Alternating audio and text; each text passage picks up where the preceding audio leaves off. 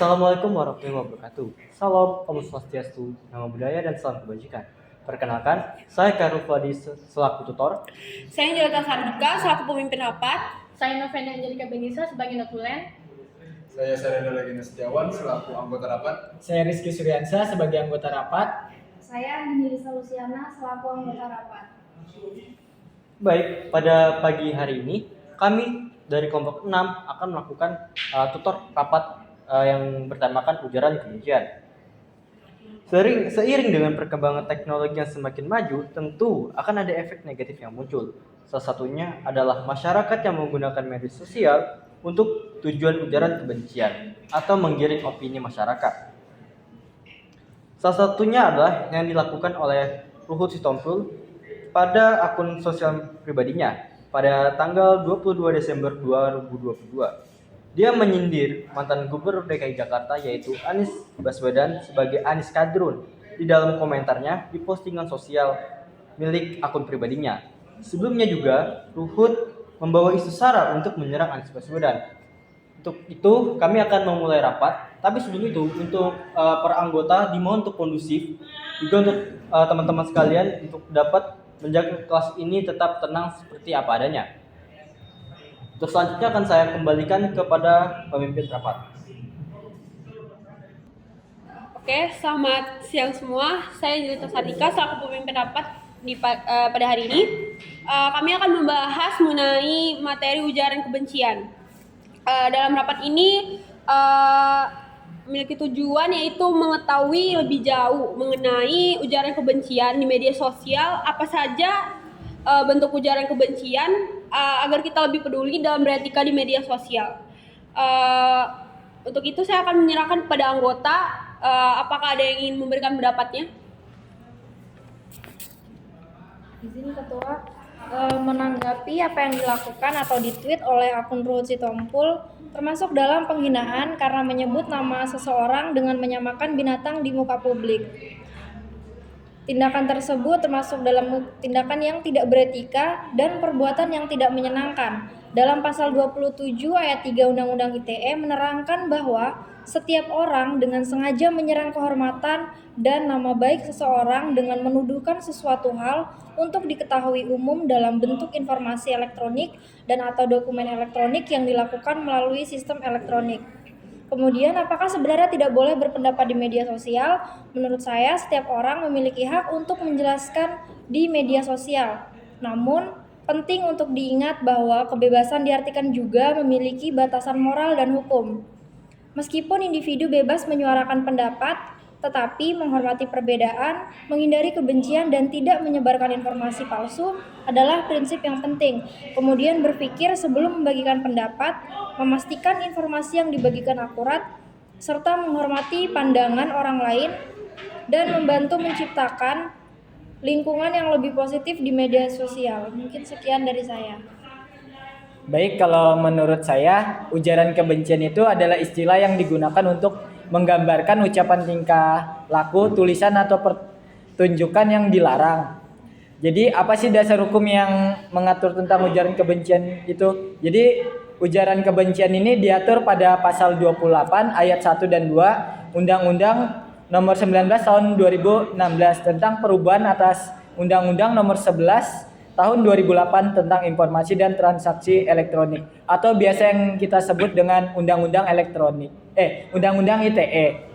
Jadi bunyi pasal 1 yaitu setiap orang dengan sengaja dan tanpa hak menyebarkan berita bohong atau menyesatkan yang mengakibatkan kerugian konsumen dalam transaksi elektronik. Yang kedua, pasal 2-nya yaitu setiap orang dengan sengaja dan tanpa hak menyebarkan informasi yang ditunjukkan untuk menimbulkan rasa kebencian atau permusuhan individu dan garis miring atau kelompok masyarakat tertentu berdasarkan atas suku, agama, ras, antar golongan atau biasa kita sebut dengan SARA. Ketika kedua pasal ini dilanggar dapat dikenai dengan pasal 45 ayat 2 yang berbunyi setiap orang yang memenuhi unsur sebagaimana dimaksud dalam pasal 28 ayat 1 dan atau ayat 2 dipidana dengan pidana penjara paling lama 6 tahun dan garis miring atau denda paling banyak 1 miliar rupiah. Jadi potensi yang dapat ditimbulkan dari ujaran kebencian tersebut yaitu dapat menimbulkan konflik dan kekerasan massal yang dapat merugikan masyarakat. Ujaran kebencian ini dapat berupa ketegangan dan konflik di antara masyarakat, terutama jika ujaran kebencian tersebut ditunjukkan pada kelompok tertentu berdasarkan suku, agama, ras, dan antar golongan.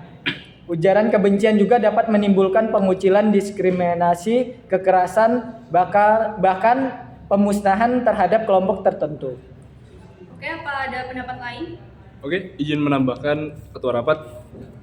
Di sini saya akan menyampaikan beberapa pendapat saya yang mewakili sebagai masyarakat umum terhadap case yang kita bahas hari ini. Jadi seperti yang kita ketahui dalam case-nya yaitu Ruhut Sitompul memberikan komentar-komentar sara kepada Anies Baswedan selaku mantan gubernur dari DKI Jakarta. Di sini kita bisa lihat kata-kata sara yang diucapkan ataupun diketikkan dan diberikan kepada mantan gubernur DKI Jakarta yaitu Anies Baswedan membuat menggiring sebuah opini di mana membuat citra buruk kepada Anies Baswedan, di mana mengatakan Anies Baswedan kadrun ataupun hal-hal yang berkonotasi merendahkan, sehingga bisa dikatakan bahwasannya Ruhut Sitompul merendahkan dan juga memberikan ujaran kebencian kepada Anies Baswedan dengan komentar-komentarnya, sehingga menggiring opini-opini masyarakat untuk berpikir negatif kepada Anies Baswedan, sehingga potensi-potensi yang sudah dijelaskan oleh teman-teman sebelumnya akan terjadi ketika masyarakat-masyarakat yang rendah intelektual tentang UU ITE maupun juga intelektual tentang hukum, politik, dan yang lainnya akan merasa bahwa Anies Baswedan merupakan tokoh politik yang buruk karena komentar-komentar negatif yang diberikan oleh Ruhut Sitompul. Sekian, Ketua. Dari rapat yang sudah kita bahas, bagaimana solusi atau cara mengatasi ujaran kebencian tersebut? Oke, baik, izin menjawab Ketua. Untuk solusi yang pasti, yang pertama adalah pemerintah harusnya wajib untuk memberikan edukasi, kemudian juga materi-materi, kemudian juga hal-hal tentang Undang-Undang ITE, kemudian bagaimana bersosial media dengan yang baik, yang dimana bagaimana tata cara masyarakat Indonesia bisa menggunakan media sosial dengan baik tanpa merendahkan masyarakat ataupun golongan tertentu, sehingga rasa aman, kemudian rasa nyaman orang-orang yang bermedia sosial di Indonesia itu merasa tenang karena tidak dibatasi untuk hal-hal sara bisa menyerang masing-masing individu. Kemudian juga perlu adanya edukasi dari orang tua terhadap anak-anak, khususnya generasi-generasi muda yang akan menjadi penerus ke depannya, agar mereka bisa melek intelektual ataupun melek hukum yang dimana mereka paham sendiri akan sara dan juga efek-efek dampak dari ujaran-ujaran kebencian maupun konotasi-konotasi negatif kepada individu-individu di media sosial. Sekian, Ketua. Kalau dari saya, jadi solusi yang dapat kita lakukan kalau dari saya ada 3 poin. Yang pertama itu kita dapat menghentikan diskusi. Jika kita terlibat dalam diskusi yang mengarah pada kebencian, kita dapat menghentikan diskusi tersebut. Yang kedua, kita dapat memberikan penyuluhan atau sosialisasi sebagai upaya pencegahan terjadinya kejahatan kebencian. Dengan memberikan penyuluhan atau sosialisasi kepada masyarakat luas mengenai informasi dampak media elektronik jika tidak digunakan dengan bijak, etika menggunakan media sosial dengan memberikan penyuluhan hukum mengenai UU ITE. Yang ketiga, ketika kita memiliki anak, keponakan, atau saudara yang masih di bawah umur, kita dapat melakukan pendampingan terhadapnya, atau ketika dia sedang mengakses media sosial, kita dapat mendampinginya. Dengan begitu, kita dapat mengontrol anak atau saudara kita, begitu. Baik, apakah ada pendapat lain? Terakhir, Ketua, menurut saya, selama kita menggunakan media sosial, kita selalu memiliki kemungkinan untuk menjadi korban maupun pelaku. Karena secara tidak sadar pun, mungkin kita bisa saja mengomentari orang dengan bahasa yang tidak menyenangkan. Dari saya, untuk mencegah melakukan ujaran kebencian di media sosial, itu ada yang pertama, berpikir sebelum berkomentar, yaitu memikirkan dampak kata yang akan kita kirim atau apa yang akan kita komentari dalam suatu postingan. Yang kemudian yang kedua, menyadari dan akui bahwa orang memiliki pandangan dan nilai yang berbeda. Yang ketiga, memverifikasi informasi, yaitu memastikan informasi yang kita bagikan adalah akurat sebelum menyebarkannya. Untuk menghindari penyebaran informasi palsu. Kemudian, mengendalikan emosi. Jangan biarkan emosi mendominasi komunikasi online dengan berbicara dengan tenang dan menghormati apabila ada pendapat yang tidak sesuai dengan kita. Yang kelima, menghindari provokasi, yaitu untuk tidak mencoba memprovokasi atau mengejek orang lain secara sengaja. Yang keenam, membatasi diri dari trollisme, yaitu hindari menjadi troll yang sengaja menimbulkan konflik tanpa alasan yang jelas. Yang ketujuh, memblokir atau melaporkan, yaitu jika kita membahas suatu konten kebencian, kita dapat memblokir atau melaporkannya kepada administrator platform. Sekian dari saya. Baiklah, menurut saya sudah cukup dan saya di sini akan membacakan kesimpulan dari notulensi. Jadi dapat disimpulkan ujaran kebencian adalah tindakan komunikasi yang dilakukan oleh suatu individu atau kelompok dalam bentuk provokasi, hasutan ataupun hinaan kepada individu atau kelompok yang lain dalam berbagai aspek seperti ras, warna kulit, gender, kewarganegaraan, agama, dan lainnya.